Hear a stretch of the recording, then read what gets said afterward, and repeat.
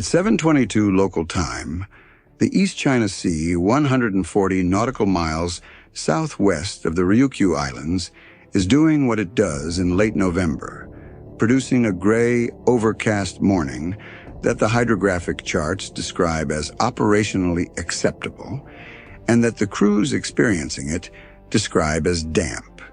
The sea state is 2.5 meters, enough to make the deck work uncomfortable, but not enough to affect the acoustic sensor performance in any meaningful way, because the acoustic sensor performance in the East China Sea is affected by things considerably more fundamental than wave height.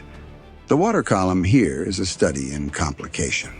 The thermal and salinity structure of a shallow marginal sea sitting between the warm waters of the Kuroshio Current coming from the south and the cooler continental shelf water from the northwest, producing a layering that changes with depth, with position, and with the specific day. And that acoustic engineer's model, with the respect due to a physical environment that does not simplify itself for their convenience. USS Shiloh, hull number CG-67, a Ticonderoga-class guided missile cruiser assigned to the 3rd Fleet in its current 7th Fleet operational tasking, is making 12 knots on a barrier track across the southern approaches to a shipping corridor that the Intelligence Digest has flagged as consistent with Chinese submarine transit activity over the preceding 72 hours. The ship has been on this track for 9 hours and 14 minutes. The watch section that came on at 6 o'clock received a brief that contained one operationally significant item above the standard picture. A possible contact from the previous watch's P-8A patrol, acquired at 0447 as a brief narrowband tonal on a single sonobuoy, duration 9 seconds, assessed as possible, submarine, confidence insufficient for datum. Not a datum, a possible, an invitation to look harder. The P-8A Poseidon now on station, bureau number withheld, Fleet Air Wing Atsugi, had been airborne since 0600 and had been working the possible contacts area since 0623, when the transit time from Atsugi had been completed and the buoy pattern had begun. The aircraft had a qualified acoustic crew and a full load of sonobuoys and a clear brief on what the previous watch's 9-second tonal had shown and what the collection assessment required. It had been looking for 1 hour and 59 minutes. In the Combat Information Center of USS Shiloh, the anti-submarine warfare coordinator was managing the 2-platform picture, the P-8A's sonobuoy field, and the ship's own SQS-53C hull-mounted sonar, with the systematic attention that 2-platform ASW prosecution requires. The SQS-53C had been showing background noise for 9 hours and 14 minutes. The P-8A's buoys had been showing background noise for 1 hour and 59 minutes. The background noise in the East China Sea at this depth and this time of year was not simple noise. It was the East China Sea being acoustically complicated in the way that shallow seas with complicated thermal structures are acoustically complicated, which is to say, thoroughly, without apology, and in ways that make submarine detection harder than the same task would be in deeper, thermally simpler water. At 7:22, the background noise on buoy 11 produced something that was not background noise. The acoustic operator had been watching this buoy for 18 minutes.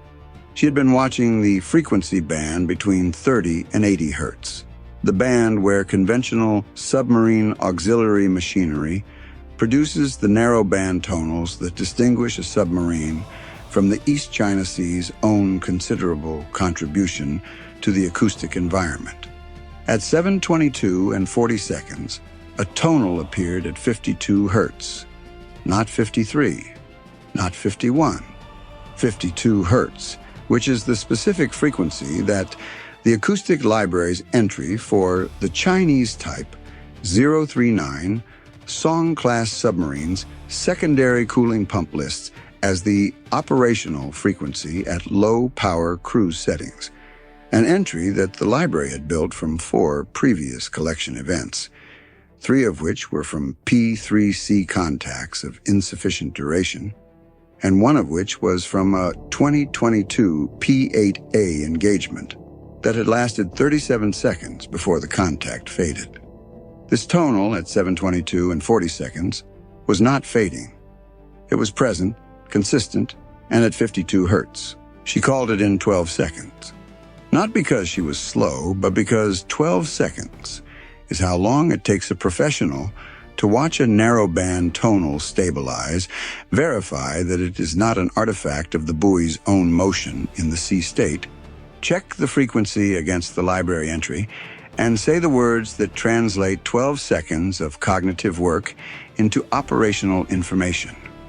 Possible contact, buoy 11, 52 hertz narrowband tonal, consistent with type 039 secondary cooling pump at low power cruise. Confidence? Possible. Possible. The tactical action officer had the contact on his display in 7 seconds. He called the commanding officer at 7:23. The commanding officer was in CIC at 7:25.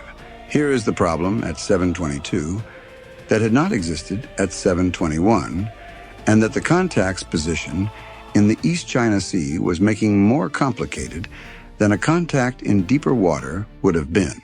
The Type 039 Song-class submarine. This is the part of the brief that requires the China peer competitor calibration that this channel applies to all Chinese military platforms. The Type 039 is not the Type 055 guided missile destroyer or the DF-21 D-ballistic missile. It is not the most capable item in the People's Liberation Army Navy's inventory. It is, however, a domestically designed and built diesel-electric submarine that the People's Liberation Army Navy has been operating since the late 1990s in variant form, with a genuine investment in capability and crew training that reflects China's understanding that submarine forces are a core component of its maritime strategy. It carries torpedoes. It carries YJ-82 anti-ship missiles launched from torpedo tubes. It is quieter than its predecessor designs. It uses an anechoic tile coating. Its AIP, air-independent propulsion, capability in later variants allows extended submerged endurance without snorkeling, which is the specific capability that had made the 9-second tonal at 4:47 so brief and the current contact so interesting. The interest at 7:22 was this. The tonal at 52 hertz was consistent with the secondary cooling pump, not the AIP system, not the main propulsion. Secondary cooling pump.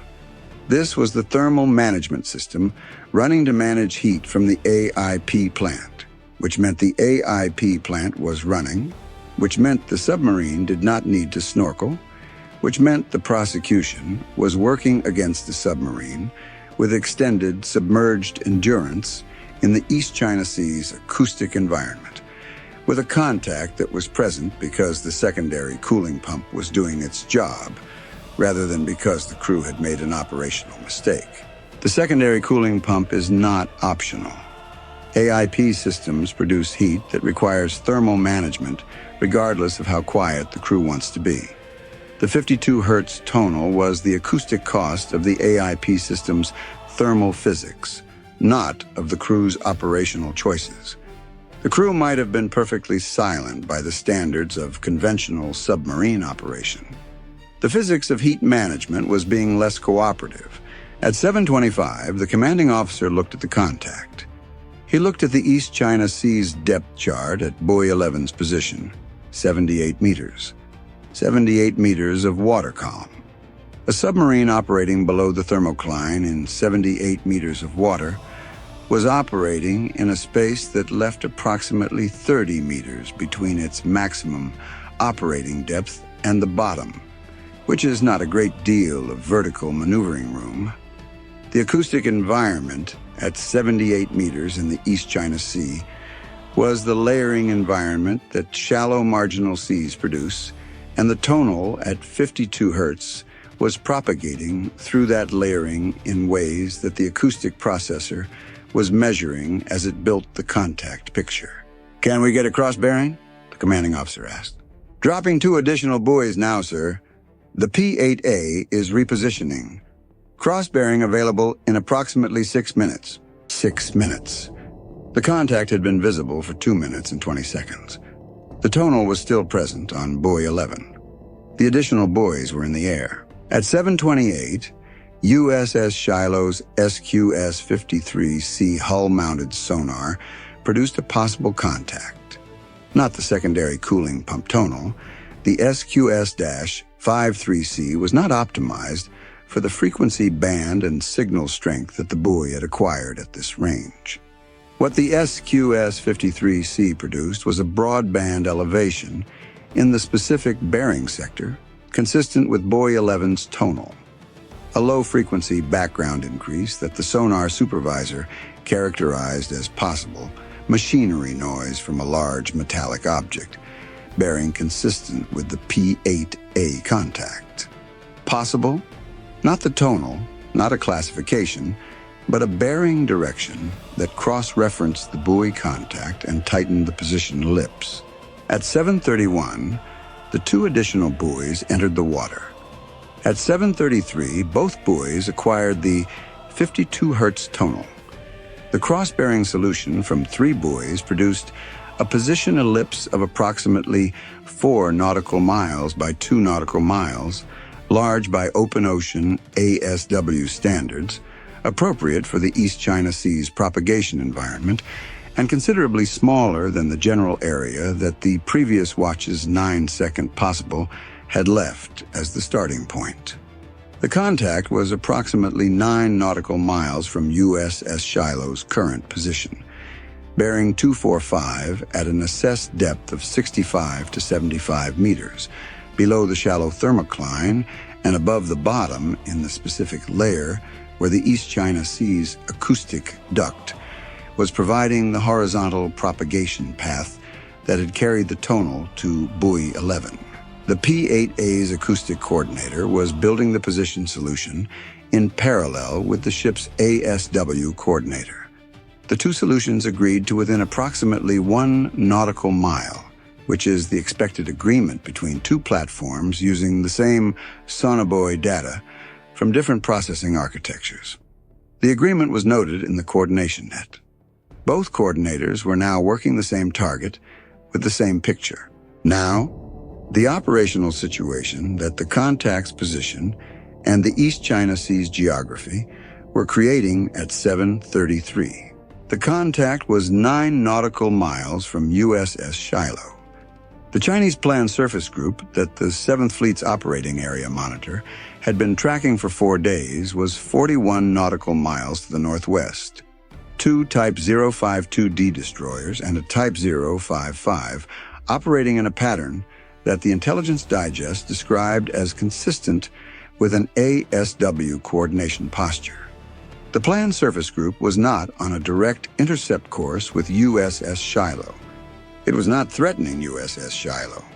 It was operating in international waters, doing what Chinese surface groups in the East China Sea do when a U.S. Navy cruiser is prosecuting an ASW contact in the area, which is being present and watching and making the tactical picture more complex by virtue of their presence. At 7:35, the Planned Surface Group's lead Type 052D emitted an active sonar pulse, 1 pulse, on a frequency consistent with hull-mounted active sonar in search mode.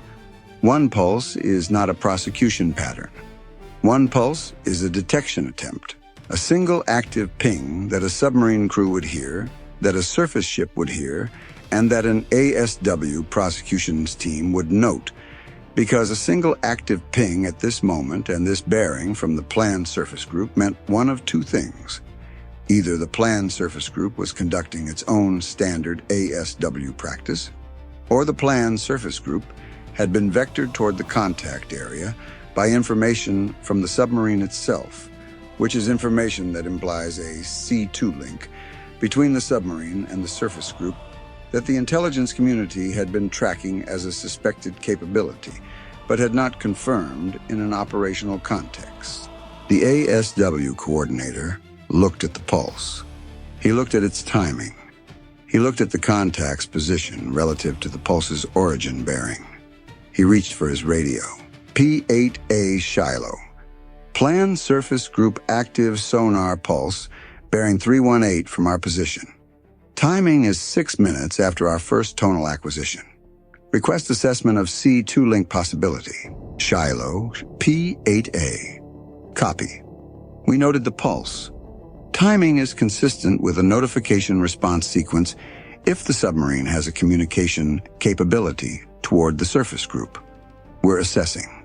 The communication timing. 6 minutes between the first tonal acquisition and the planned surface group's sonar pulse was within the range of a plausible notifications response sequence.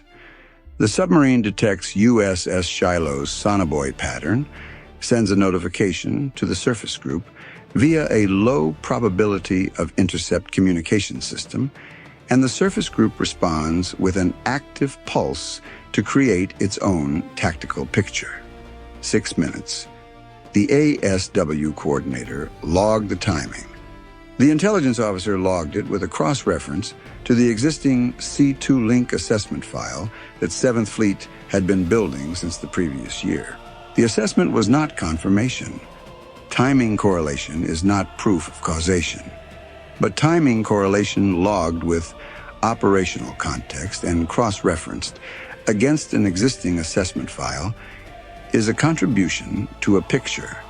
And pictures are built from contributions that do not individually confirm what they collectively suggest.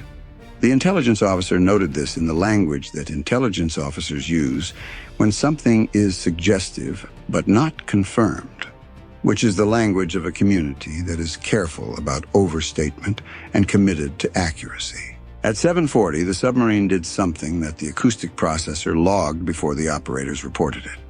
The 52 Hz tonal on all 3 buoys changed. Not disappeared, changed. The frequency shifted slightly, approximately half a hertz higher, and the amplitude decreased.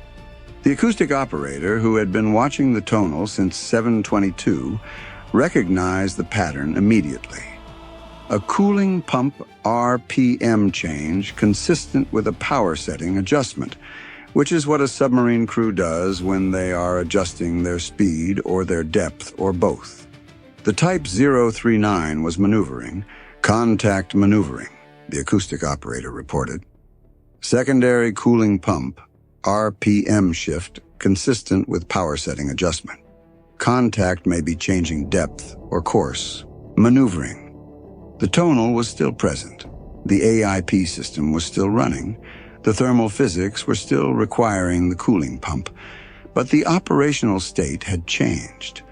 The submarine crew was aware of something and was doing something in response. Whether that something was the sonobuoy pattern, the P-8A overhead, the USS Shiloh's SQS-53C broadband detection, or the planned surface group's coordination, the ASW coordinator could not determine from the acoustic data alone. But a submarine that was stationary and is now maneuvering has introduced variables into the position solution that require updated buoy placement. The P-8A dropped 3 additional buoys at 7:42, ahead of the assessed maneuvering direction based on the cooling pump's RPM shift. 2 of the 3 buoys reacquired the contact at 7:45. The position solution updated. The submarine had moved approximately 1.5 nautical miles northeast since 7:33 at an assessed speed of 2 to 3 knots, which was consistent with a slow repositioning rather than a sprint. How does the planned surface group's active pulse look relative to the new position? The commanding officer asked. The new position places the submarine closer to the surface group's bearing, sir, the ASW coordinator said. If the submarine is moving toward the surface group, The acoustic environment gets more complex. The surface group's own machinery noise will increase the background in that sector, moving toward the surface group. A submarine moving toward its own surface group's acoustic noise is using the surface group as an acoustic shelter, a technique that acoustic library entries describe as mutual masking, where the friendly surface group's machinery noise provides cover for the submarine's own signature in the direction of the prosecuting force.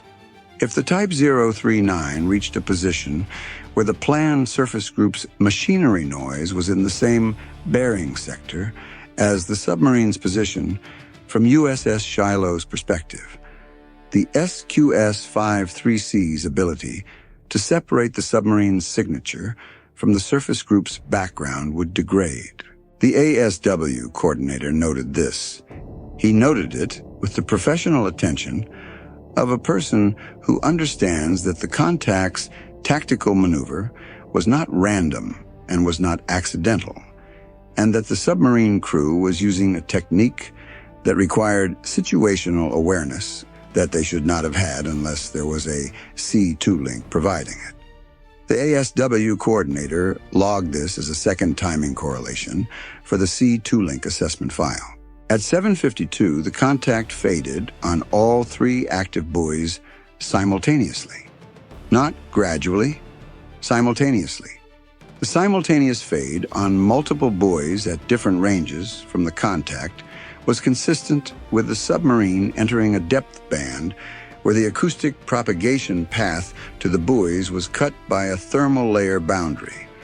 The East China Sea had provided the submarine with the natural acoustic shelter that the water column's layering creates for a submarine that knows where to find it. 78 meters of water, 65 meters of submarine, and the specific depth at which the November thermal structure cuts off the upward propagation path. The P-8A deployed 4 additional buoys at 7:54 below the assessed thermocline depth. 3 of the 4 buoys reported acoustic environment data. None acquired the contact. The submarine was below the thermal layer that the buoys were operating in, and the below-layer acoustic environment in the East China Sea in November was not cooperating. Contact lost on all buoys, the acoustic operator reported at 7:57. We have the last position. Prosecution continuing passive. The last position was in the contact file. The maneuvering history, the RPM shift, the direction, the speed was in the contact file. The C2 link timing correlations were in the contact file.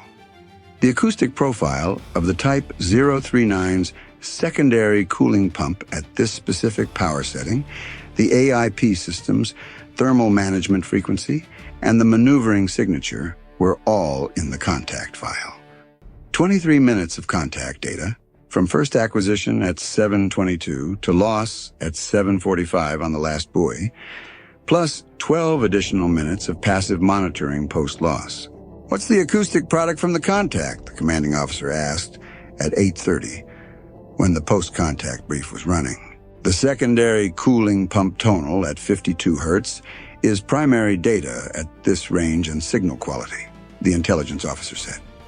Previous entries were from shorter contacts at greater range. Tonight's contact was long enough and close enough that we have the frequency stability and the amplitude envelope, which tells us the pump's operating characteristics at this power setting. We also have the RPM shift signature from the maneuvering event, the half-hertz frequency change at a known maneuvering moment. That's useful for future detection of maneuvering events from this platform type. The C2 link timing? In the assessment file, sir. 2 timing correlations. The planned surface group's active pulse 6 minutes after our acquisition, and the submarine's maneuvering toward the surface group's bearing after the pulse. Neither is confirmation. Both are contributions to the picture. The intelligence officer paused. The assessment file is getting thicker. Assessment files get thicker before they produce conclusions. This is how intelligence works when the evidence accumulates across multiple collection events rather than arriving in a single definitive moment. The Type 039's cooling pump frequency, the AIP maneuvering signature, the C2 timing correlations. Each addition makes the next prosecution faster, the next classifications more confident, the next tactical response better informed. The submarine had been quiet for 9 hours and 22 minutes. It had been audible for 23 minutes. In 23 minutes, it had contributed more to the assessment file than the 9 hours of silence had removed. Chinese state media published nothing about submarine operations in the East China Sea because Chinese state media does not publish anything about submarine operations in the East China Sea. The People's Liberation Army, Navy's submarine operational security is better than most elements of its military's operational security. And the East China Sea is sovereign Chinese territory in Beijing's official geographic framework, which means operations there do not require the kind of presence demonstrations that encourage public discussion. The silence was professional and appropriate. USS Shiloh's watch section log for the period read 7:22 to 8:05 ASW contact prosecution, P-8A cooperative. Type 039 assessed, 52 Hz secondary cooling pump tonal. Contact duration 23 minutes. Position solution established. Contact maneuvered.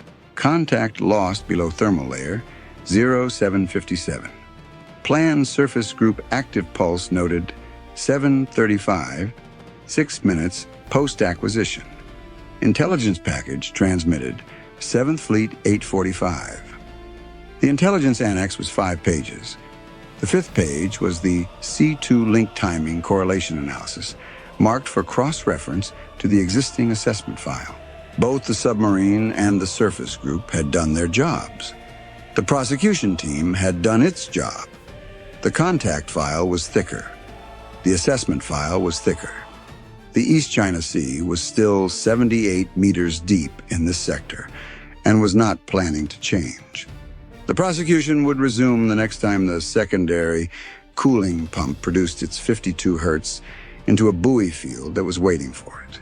The waiting is the work. Bye for now.